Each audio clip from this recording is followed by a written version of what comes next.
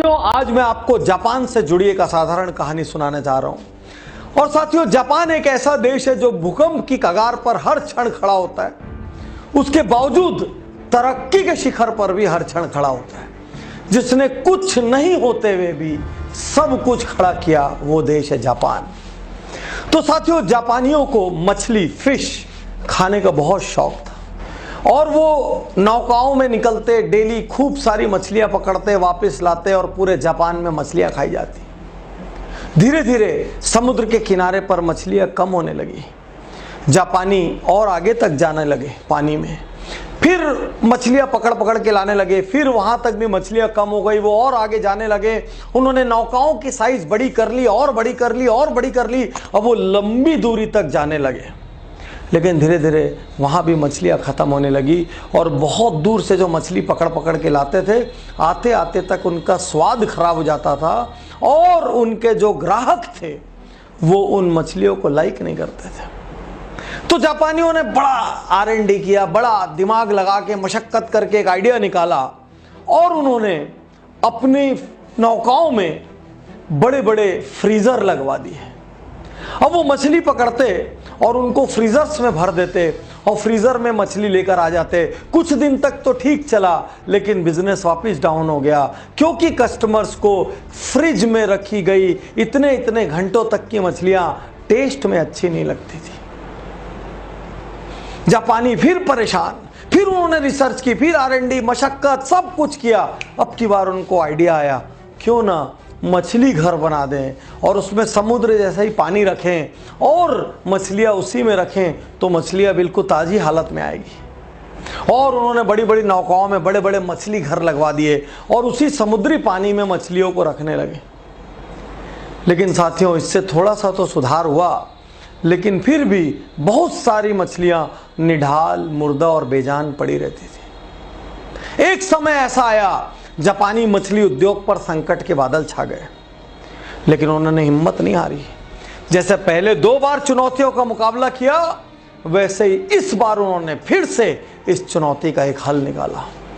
साथियों, इस कहानी का अंत आपको बताऊं, उसके पहले मैं आपसे पूछना चाहता हूं, कितनी बार आपको ऐसा लगा, मेरे जीवन में ये चुनौती नहीं होती तो अच्छा होता, मेरे जीवन में संयुक्त परिवार नहीं होता, एकल होता तो अच्छा होता, मेरे एक भाई की जगह 2 भाई और होते तो अच्छा होता, मेरा कोई भाई ना होता तो अच्छा होता, मुझे अच्छा स्टाफ मिलता तो अच्छा होता, मुझे अच्छी वाइफ मिलते तो अच्छा होता, मुझे अच्छा हस्बैंड मिलता तो अच्छा होता, मेरी हाइट ज़्यादा होती, मेरी भाषा इज दैट, जाने क्या क्या चुनौती आपने सोची।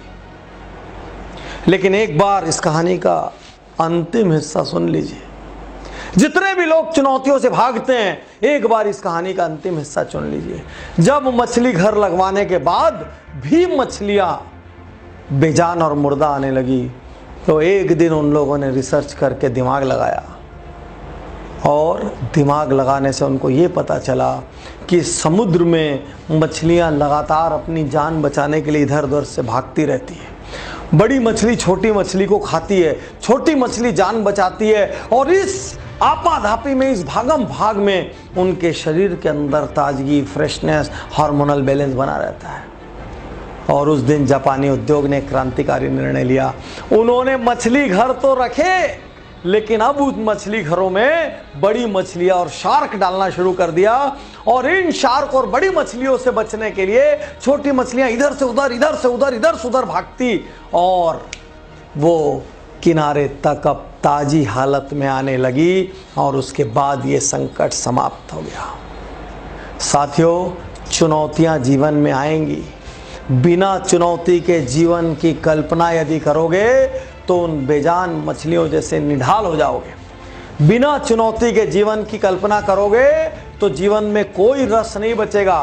बिना कंपटीशन के व्यापार की कल्पना करोगे तो वो व्यापार पूरा का पूरा क्षेत्र समाप्त हो जाएगा। बिना कंपटीशन के, बिना चुनौती के जीवन मुर्दा है।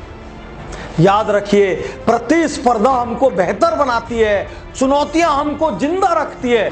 इसलिए साथियों, जिस तरीके से उन शार्क्स की वजह से, उन बड़ी मछलियों की वजह से वो छोटी मछलियां जिंदा थी, उसी वजह से, कंपटीशन की वजह से और चुनौती की वजह से आप जिंदा हैं। इसलिए चुनौतियों का स्वागत करिए, चुनौतियों को गले लगाइए, चुनौतियों से हारिए मत, चुनौतियों से घबराइए मत, उल्टा मेन चुनौतियों के बीच जाकर बैठिए। एक बार फिर मैं अपना पुराना और फेवरेट डायलॉग यहां दोहराना चाहता हूं, जिस पर आप पहले भी मिलियंस ऑफ लाइक्स दे चुके हैं, कि हर हवाई जहाज की इज्जत तब है जब वो आसमान का सीना चीरे, और पानी के जहाज की इज्जत तब है जब वो लहरों का सीना चीरे। आसमान में जाके दुर्घटनाग्रस्त हो जाऊंगा ये सोच के हवाई जहाज यदि जमीन पे रहे, और पानी में जाकर मैं डूब सकता हूं ये सोच के पानी का जहाज किनारे पे रहे, तो दोनों की कोई इज्जत नहीं है। यदि आप चुनौतियों के डर से घर पर बैठे हैं, यदि आप चुनौतियों के डर से निर्णय नहीं ले रहे हैं, यदि आप चुनौतियों के डर से अपने कंफर्ट जोन नहीं छोड़ रहे हैं, तो समझिए आप यूं ही खत्म हो जाएंगे।